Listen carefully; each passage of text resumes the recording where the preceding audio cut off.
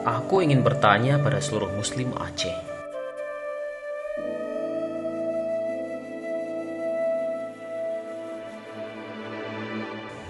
Bagaimana jika sholat kita selama ini tidak diterima karena kita menutup mata atas kezaliman terhadap saudara kita?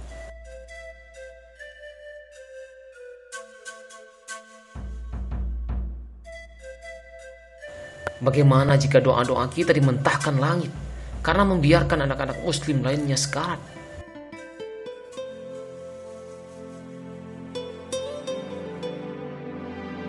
Bagaimana jika tidak ada surga bagi kita pada tapak-tapak kaki ibu setiap Muslim karena kita telah durhaka pada ibu-ibu Muslim yang lain?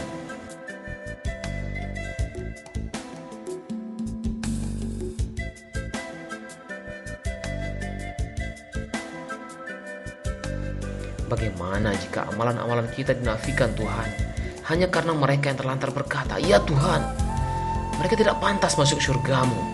Mereka melantarkan kami saudara-saudaranya yang seiman ketika di dunia."